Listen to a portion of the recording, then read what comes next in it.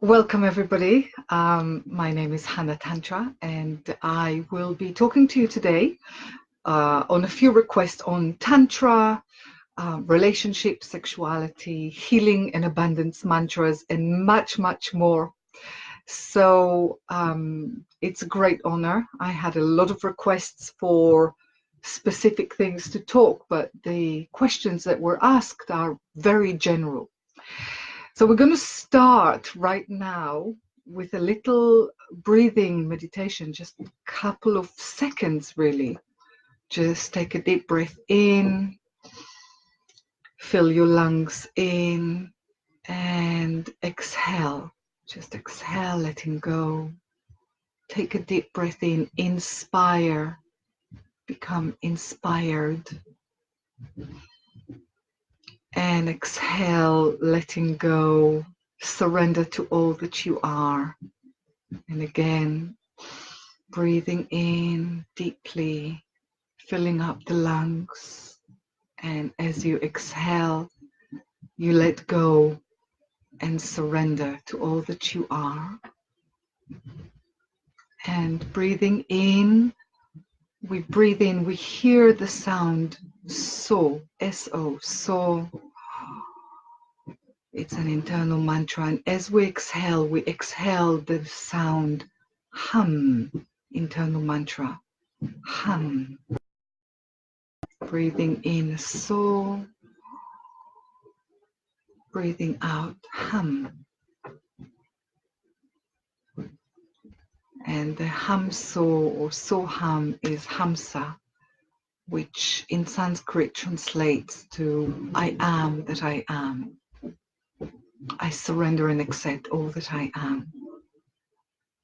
So I am is a very important mantra, the Soham, because all there is just I am.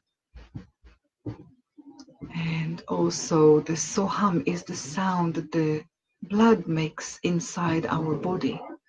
So tuning into that. And of course, tuning into the sounds of the surrounding. I do apologize, there's some background noise. So we're going to kickstart with the first question that Noga has asked, and what is Tantra? Oh, that's a huge question. What is Tantra? So in short, Tantra is embodied spirituality. It's spirituality that celebrates and honors every aspect of our being, where the body is a vehicle of transformation. And so embodied spirituality is the shortest way to explain that. And where in Tantra, it's a cosmology. The shortest way to define Tantra is cosmology. Everything is mapped in our body, in our being, all levels of our being. We've got physical level of our being, we've got emotional aspect of our being, we've got the psychological level of our being, the intellectual level of our being, and the spiritual level of our being. So we've got, these are the basics. And then of course there's other dimensions as well. And to experience those spiritual realms where we really viscerally experience oneness, there's no word, because any word comes from the separation, from the duality realm.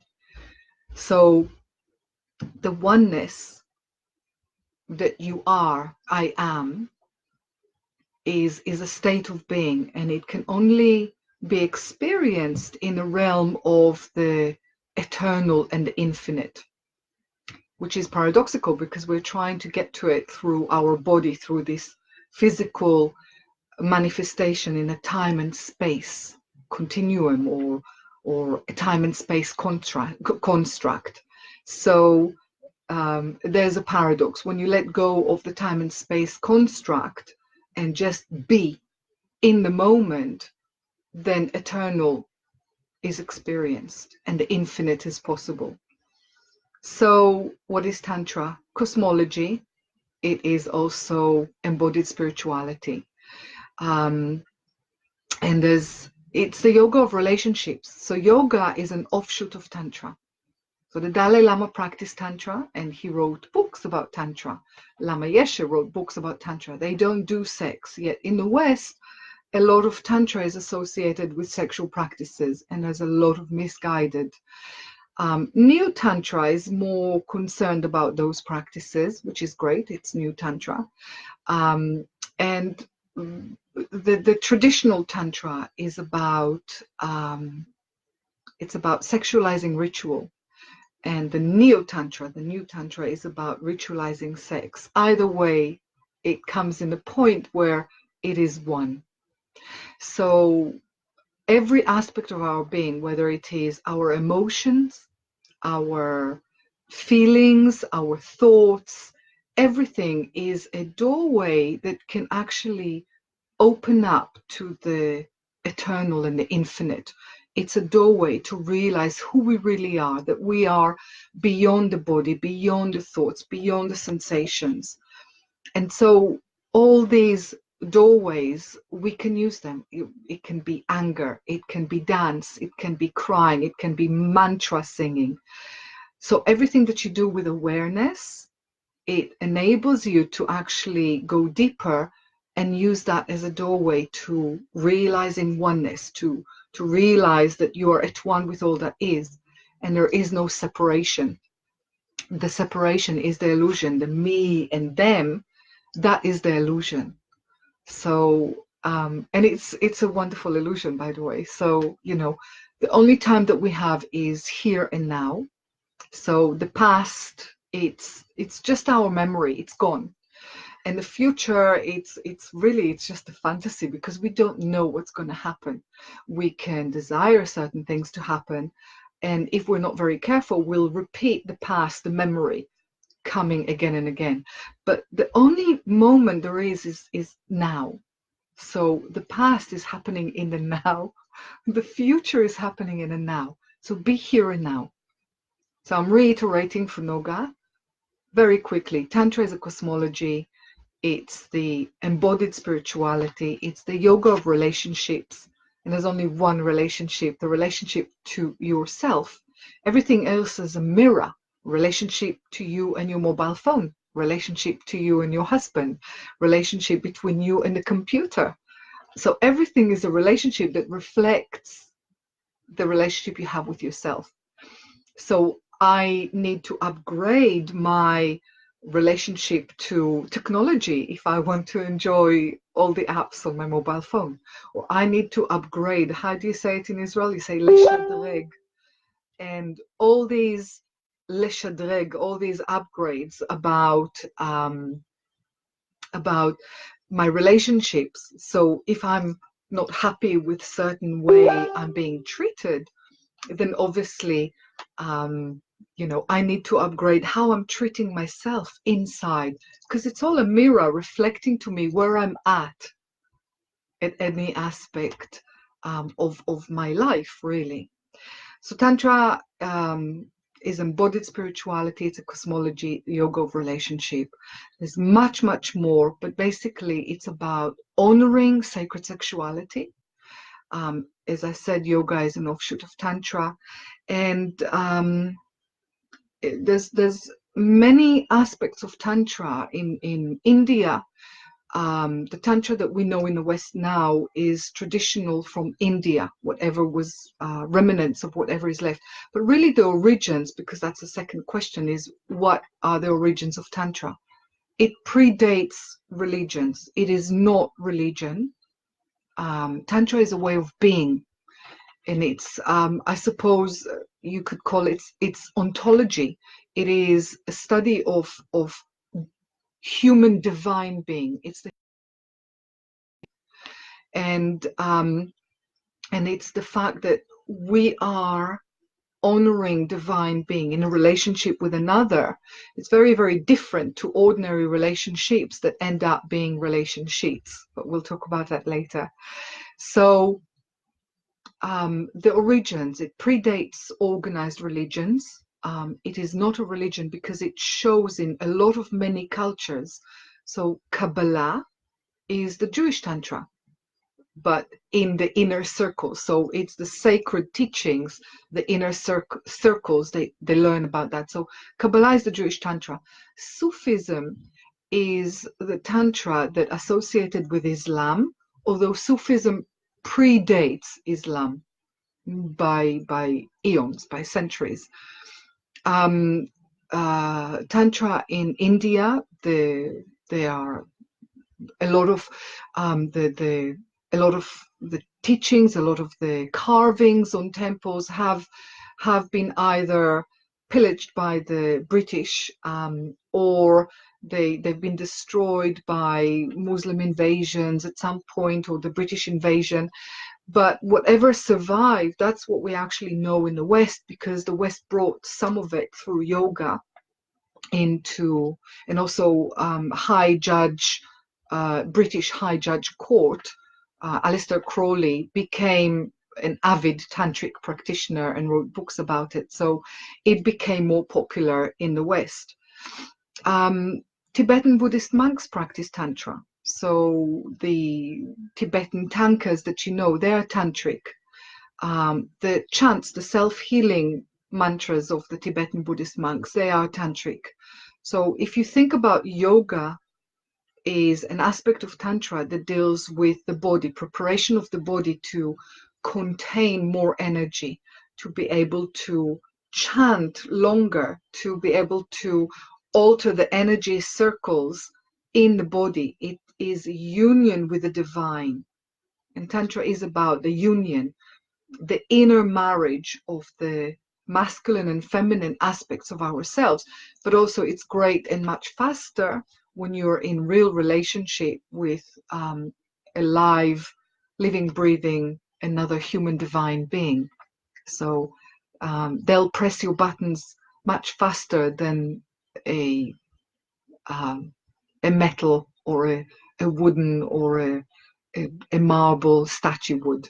So your growth, that will propel your growth, working with a real live God, goddess. So in Hebrew, in the synagogue on Yom Kippur, I read this amazing 2 words, and it said, Banu Hashem, which means within us, God, the Lord, God. So Banu, inside of us is it. We are the divine. We are the divine incarnation. So the divine is to experience. So the oneness, it drops into the duality, into that illusion of separation, it to experience itself through us, instrument of the divine. So the is really ancient. It's a cosmology. It's a way of how human being operates, and it's about sacredness of the cycle of life. So every is being honored, brought to the table. So everything is an access point. Its purpose, that's a good question, Noga, thank you.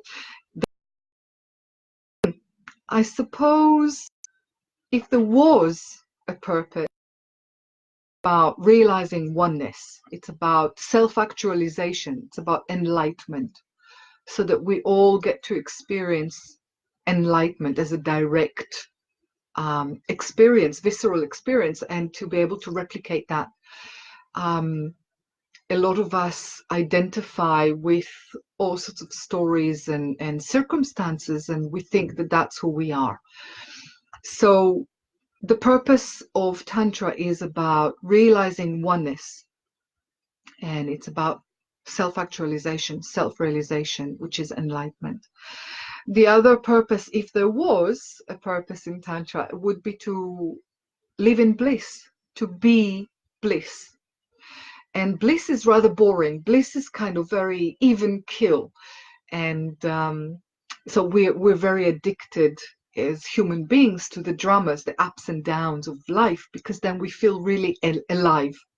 We experience the lows and the highs and the excitement, and we create dramas just because it's addictive and it serves certain things. We get addicted to those chemicals that are being, injected inside our body through our brain when we reenact certain situations and certain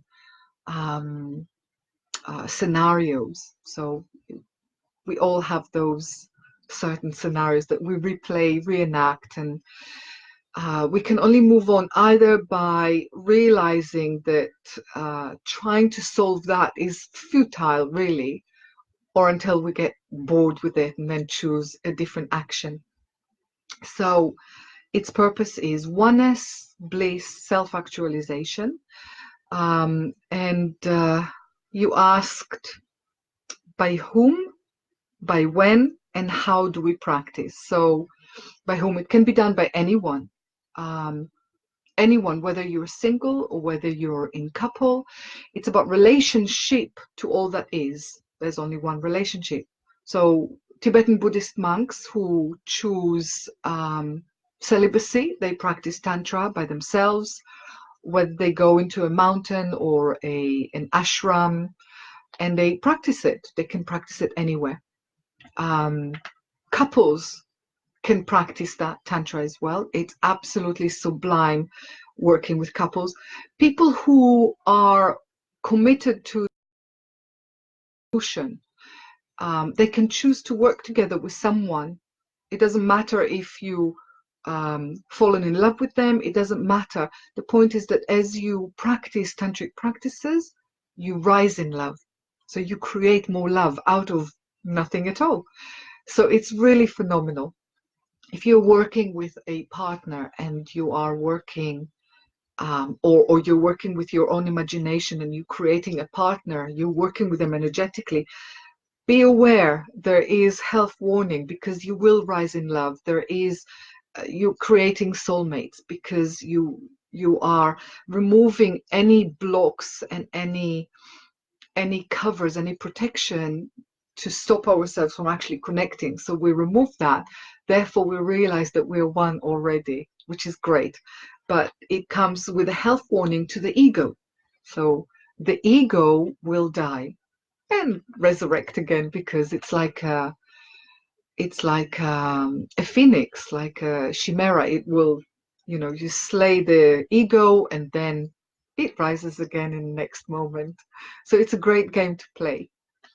So anyone can do Tantra. You could do it in your mind's eye, even if you're physically not able to move a muscle. But doing it in your mind's eye will create healing and create new neural pathways. It creates new health within the body. So I know it helped me. I know what it's done to me when I was unable to move because I had a lump at the upper sternum.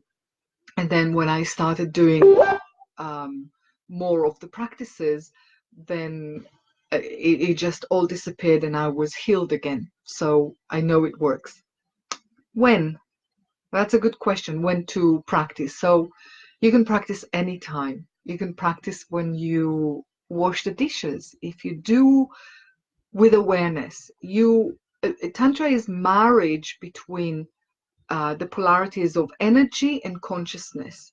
It's the marriage between the contradictory polarities, like the masculine and feminine, which each and everyone has it within us. So washing the dishes, bring awareness to the actions. Be really present, because if you've done washing up 100 times, 10,000 times, you're not even present when you're washing. Bring your awareness.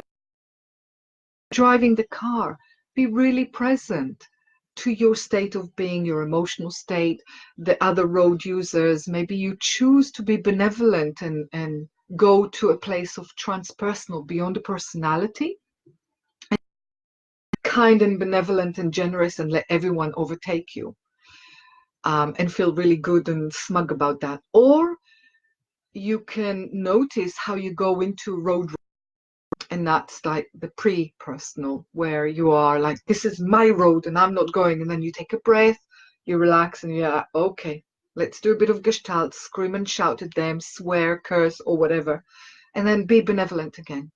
So bring awareness to every action, whether you are taking the train, the same route, bring awareness, look at the side, look at everything in wonder, in awe. Beginner's mind, we call it. Like, you look at the colors, like, wow, how many shades of green there are. At the moment, there's many shades of gray in England. You know, how many shades of the yellow with the new bloom that is coming up, or the yellow of the old leaves that are just about to go into autumn, fall. So just really, and just look and connect with people's eyes, and be in wonder. Wow, I wonder, who are they really?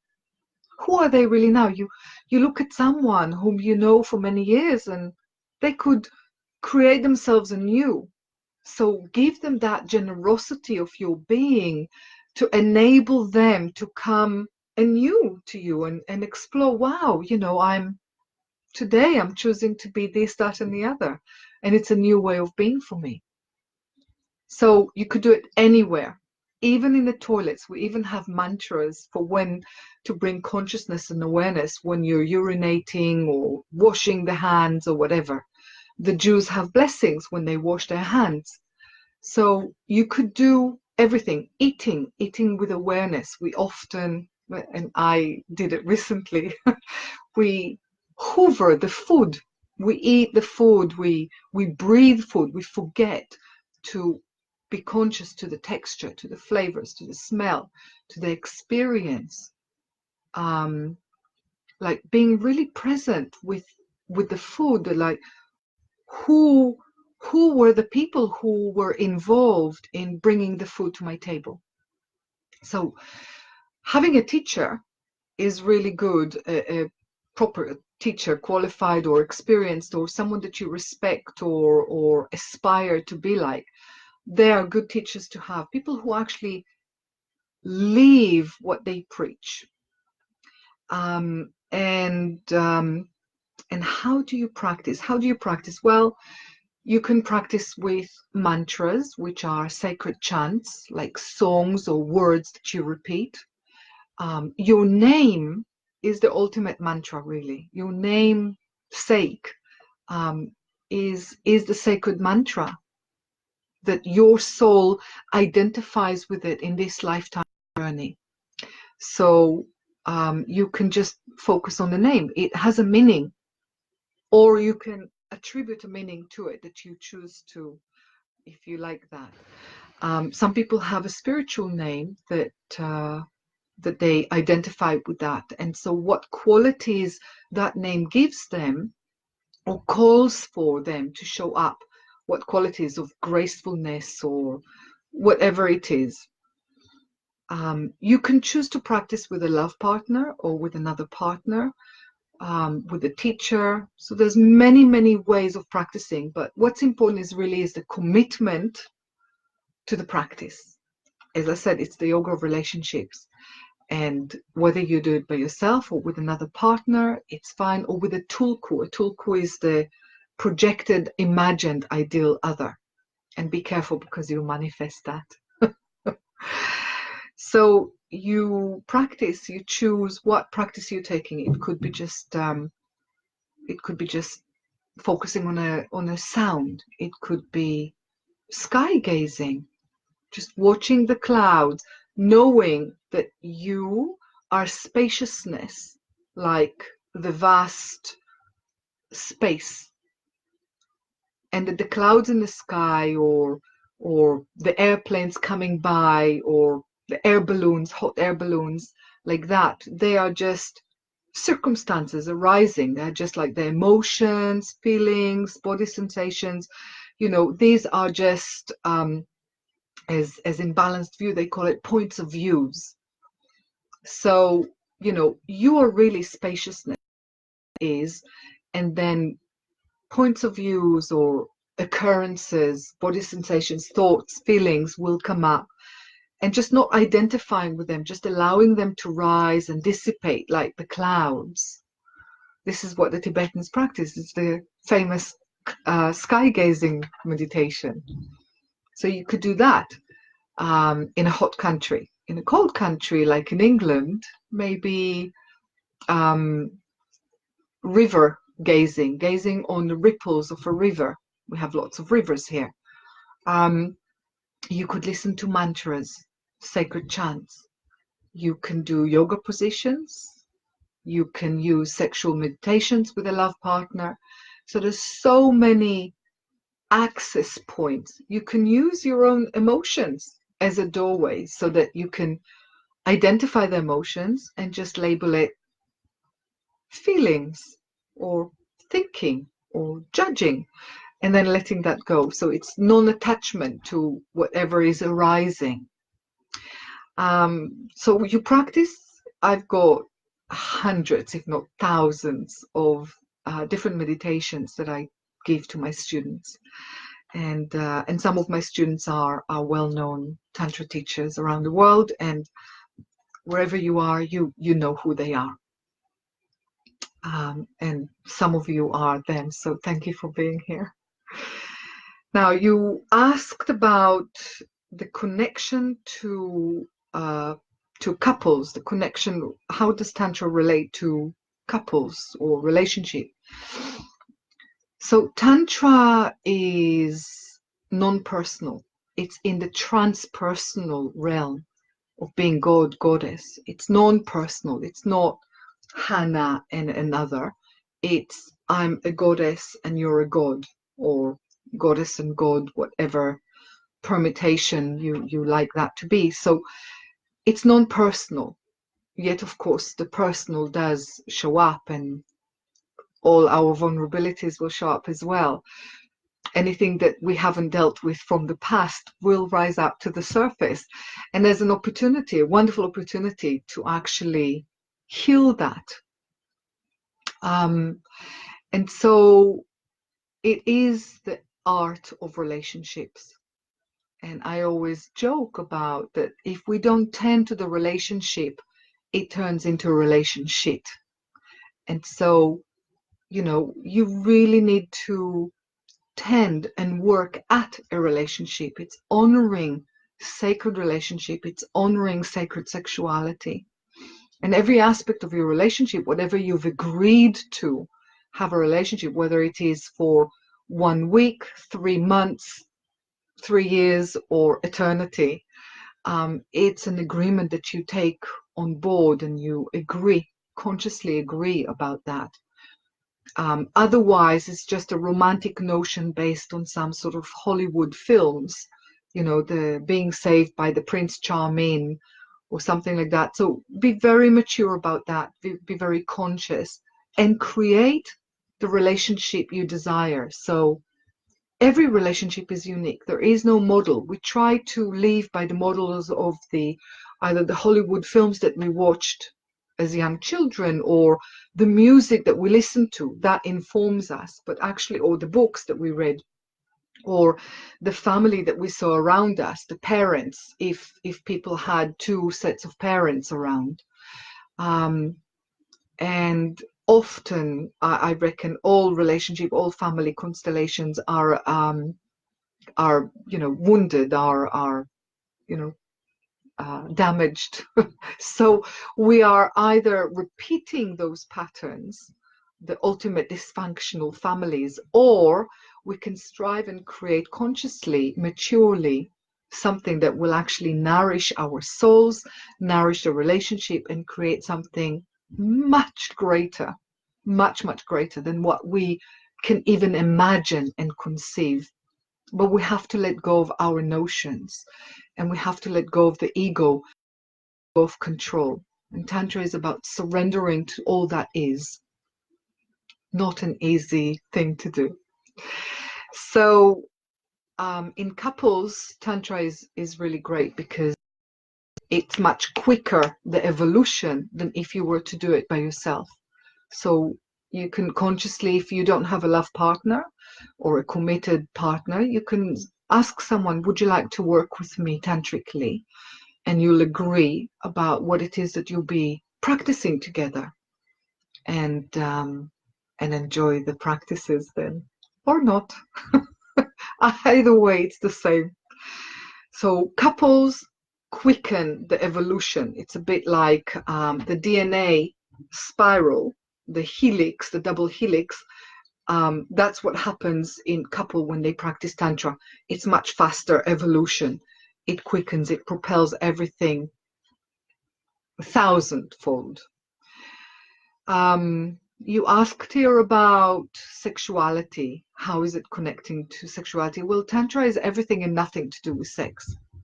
Simple as that. So the Dalai Lama practiced Tantra, not very sexy person, at least not that I'm aware of.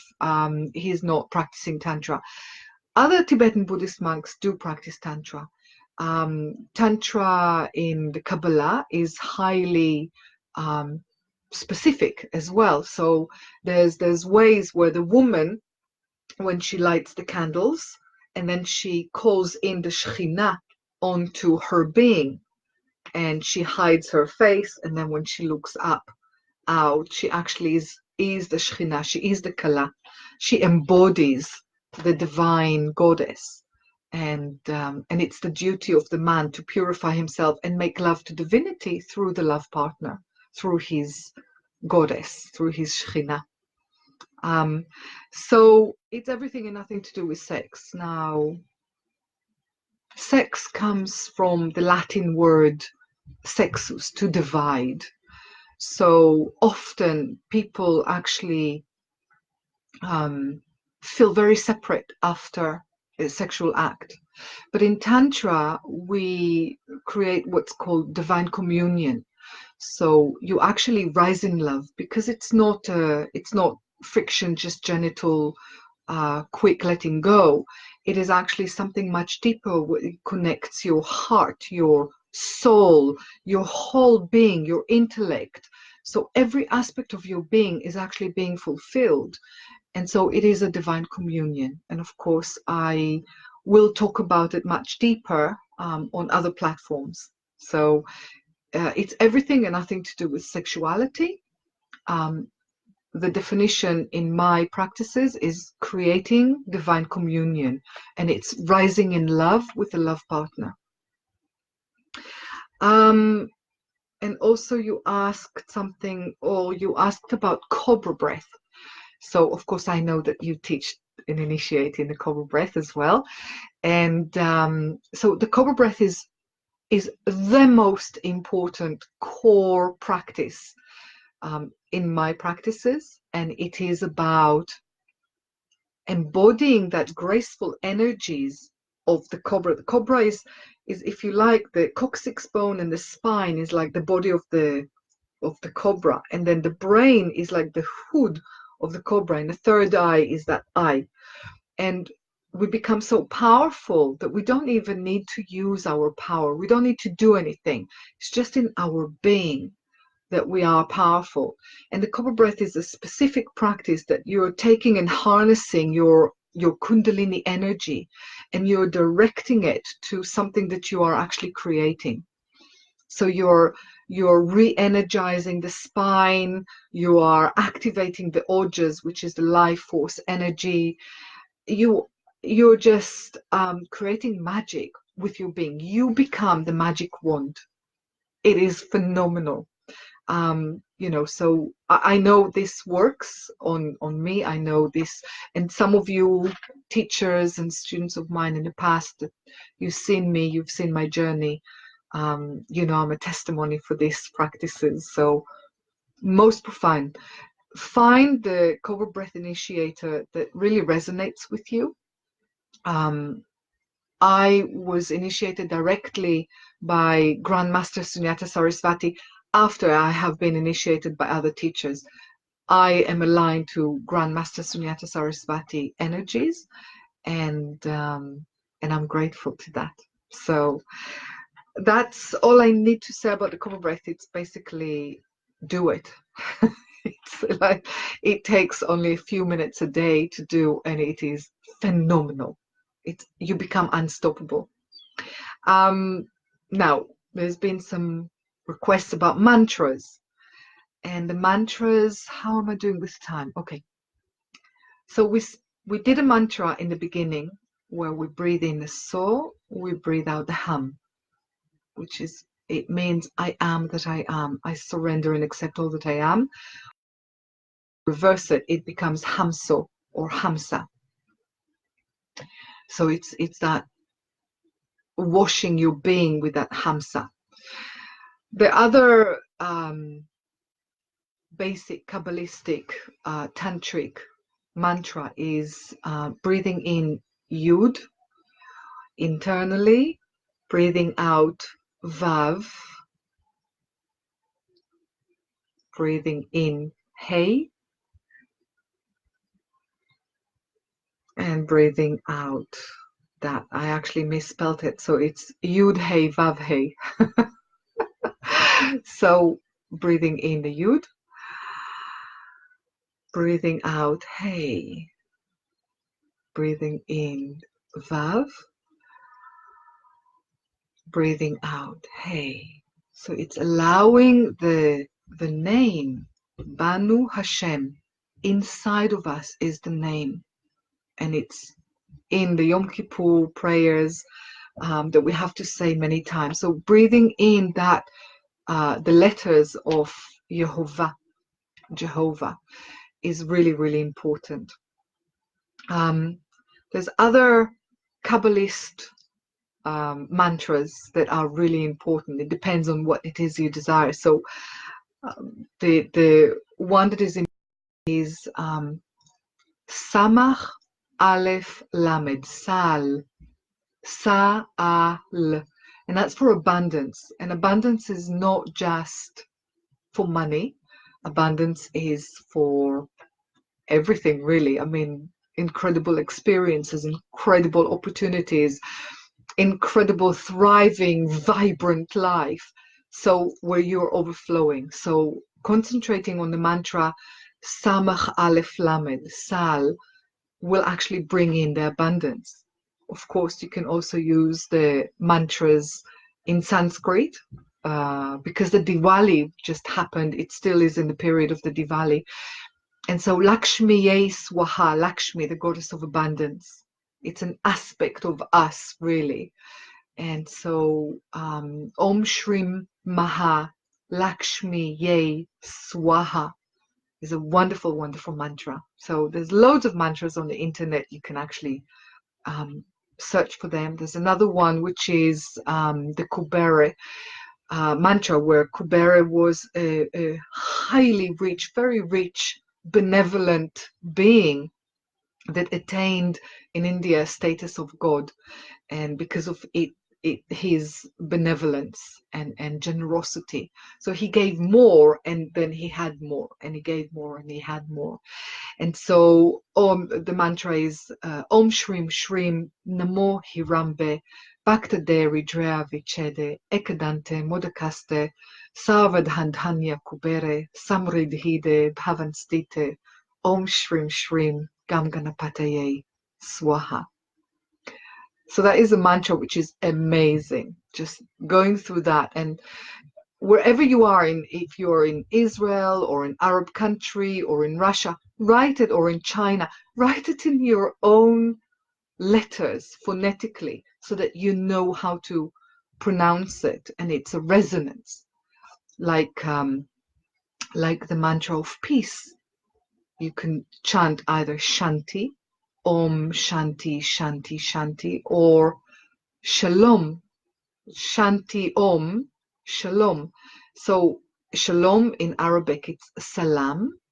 And there's a specific way that I was taught by my Kabbalist rabbi many years ago. I'm trying to think how many years ago, maybe, I can't remember, a long time ago, a few decades ago.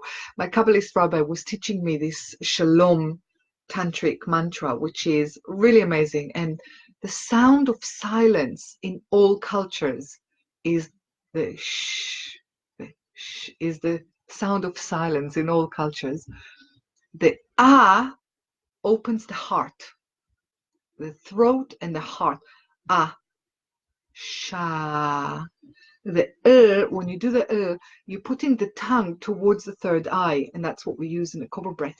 So the it activates the pineal gland that enables serotonin to actually flow, so shamanic journeying and all that. So activating the pineal gland, putting the tongue towards the third eye behind the teeth for the and Om is the sound of the whole universe. And Om is it's kind of the womb of the universe, or the Ima, the mother of the universe. So putting them together, you take a deep breath in and you exhale.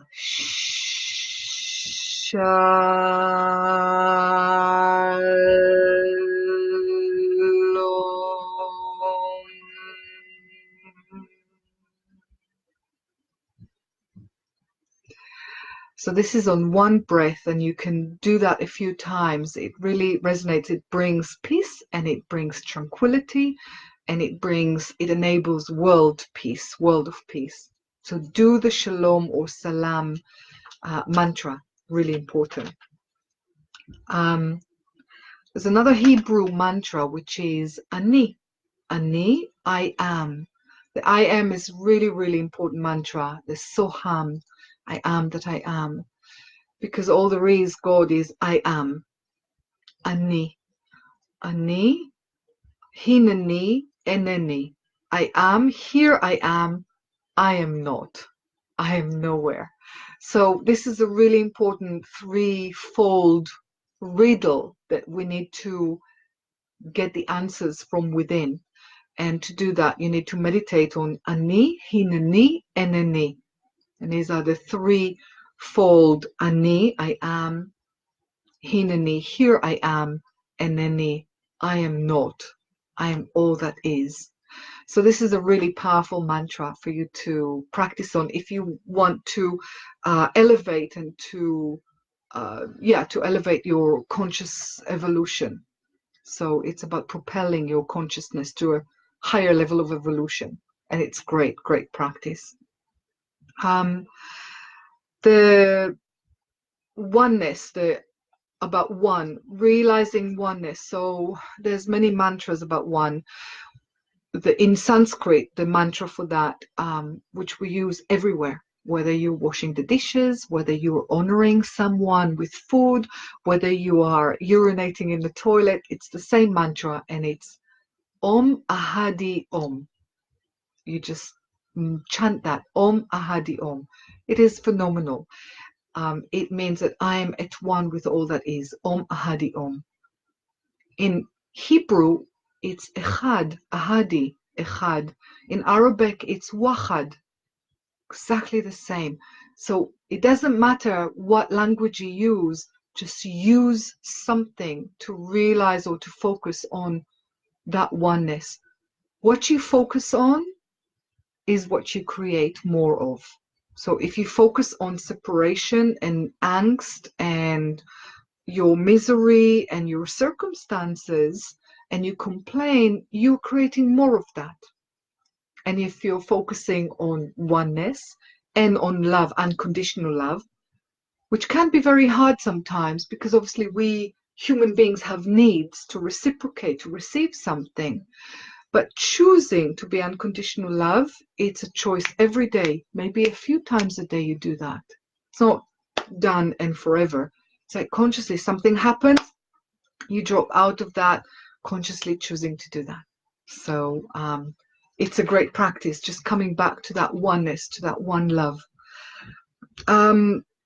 Another mantra, which is really amazing, I was taught this mantra a long time ago. It's a Sanskrit mantra. And actually my sister, when I taught her that mantra, she said to me, but it's Hebrew. And I thought, wow, yeah, it is. But for years I've been practicing it, not knowing that it is. It's incredible. And the mantra is about changing karma. And changing karma is the throat healing.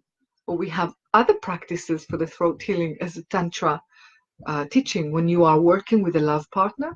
But as yourself, you could just do the throat healing by yourself, just with a mantra. And the mantra is over 2 breaths, Ti Ra Ni, La, kan, tam.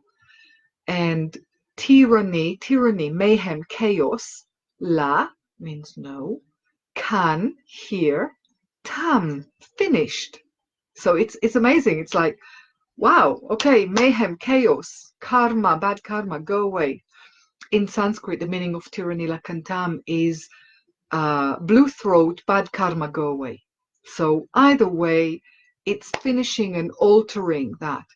Now, don't do that mantra when you're chanting it like tyranny,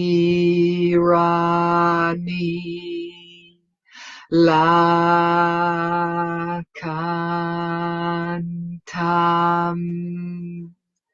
Could do that anywhere, but be careful when you're doing it while driving, because it will change the course of your of your journey. Well, it did mine, but it's great doing it in the car because the resonance and the reverberation and the rebound from the bounce from the windows, it's great. So do that in the car while you're stationary. Okay, so definitely do the tyranny lakantam if you want to consciously alter the karma. Or you mentioned about the Triyambikam. So the Triyambikam is a wonderful, wonderful mantra for changing karma, for healing. When you start on a journey, it really is important. It is phenomenal mantra. Some people call it the Dalai Lama mantra. And it is just amazing. I love it. It's the Om Triyambakam Yajamahe Sugandhi Kushti Vadanam Urvarukamiva Bandhanam Mrihityor Mukshamam Ritat Om. And so doing that or other versions of that, it is really wonderful, wonderful mantra. Start of a journey, any journey, whether you are going in a car or starting a new spiritual journey or a new business journey. So just enjoy it or not. You could do that. Also, Ganesh mantra is really, really important. So the Ganesh, the Om Gam Ganapataye Namaha. You can chant mantras to any tune that you like. You can actually create your own tune. So you can pick up any music that you like and put in the mantra that you choose. So be mindful. So songs and music actually evoke emotions within us. And we have to be very careful what words we listen. So we might enjoy a song tune, but the words may not necessarily serve us. So alter those words. Bastardize the song if you like, so it's for whatever outcome you desire to actually create. So human beings are quite unique. So there are certain birds and certain mammals that respond to tunes, but we are the only ones that actually take pleasure from actually singing and chanting and rhythms. So, we are quite unique in the animal kingdom. So that's where we become the divine, the human divine, if you like. There is another healing mantra that is from Tibet, and it's the Shuddhi Shuddhi Soha. And it's Shuddhi Shuddhi Shuddhi Soha. Shuddhi Shuddhi Shuddhi Soha. Shuddhi Shuddhi Soha. Shuddhi Shuddhi Soha. So you're removing blockages from that area, whether it's about speaking the truth or healing the masculine aspects within us. So if I'm having an unsatisfactory relationship with a masculine or a memory of someone, then I need to heal my aspects, my masculine aspects. Or if I'm having a blockage in the joy of my soul, so I can do the same thing. Though of course there are syllables to each center, and in the Kabbalah you have those sephirot, so the chakras, the sephirot in the Kabbalah, they have also sound syllables. So you can use different modalities, and we could go into that much more elaborate. There's also wonderful mantras from American Indian culture, the Amatigawa. I love that because some words remind me of Hebrew prayers. So there's the Amatigawa Neohe Hoshana Heyano Heyano Hey Heya. So there's a couple of words that for me sound and the name of God. So I love this mantra.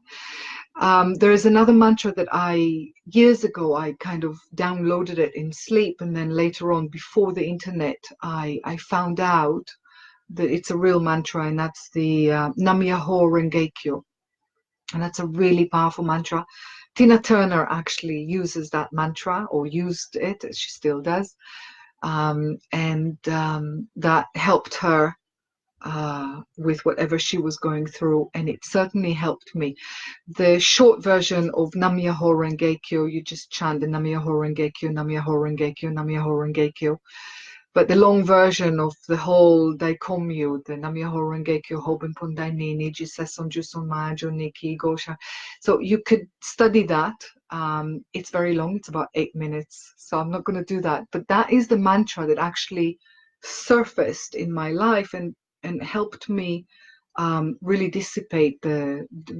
totally dissipate and remove the lump that I had in my upper sternum. So that was just phenomenal. And that is mantras, they come to us at certain points of life. And a mantra stays with us, whether it's a sacred chant in whatever language, Hebrew, Arabic, Sanskrit, Latin. So use that, and it will serve the purpose, and you will know in your being. And when you need to let go of that mantra, a new mantra will come, or a new song that you'll become obsessed about. So allow yourself to listen to these sacred chants and benefit. So in Arabic, there's a wonderful mantra that I love, and I love teaching it in Israel especially. Some of you know that. And it's the La ilaha illallah, Allahu Akbar. And it really is incredible. So Allahu Akbar, Allahu Akbar, La ilaha illallah, Allahu Akbar. So it's very beautiful. The Sufis use that in order to, there is nothing else but God, and God is great, and we are that. So they always bring that to the heart, So these are some basic mantras that I use sometimes daily basis. And I hope this has been of use to you. Let me see if there's other questions. Yeah, the healing mantra of Ram. Ram, it means exalted one, or rise above. And it's also the healing god, or the qualities of Ram or Raphael. So just chanting that, or singing Ram, Ram Ramaya, or Raphael, whatever it is, that whatever tune you want to choose, that's fine. Also, your name. So your name is the key to your existence. In Hebrew and Arabic and Sanskrit, names are meaningful. Your name has the key, resonance-wise or numerologically, or the meaning of it. And if you don't have a meaningful name, you may choose one, or invent the meaning to it, whatever it means to you. But your soul recognizes your name, and that is actually the key to your purpose here. So if your name is Grace, then be more graceful. Allow yourself to rise in grace. If your name is, I don't know, Shalom, shalom, then obviously it's about bringing more peace or being peacemaker in the world. So, you know, we are all flames of the divine. We're all the drop of the divine. So do your purpose here on planet Earth. Enjoy it or not. And thank you for being here with me. And thank you for asking the questions, and namaste.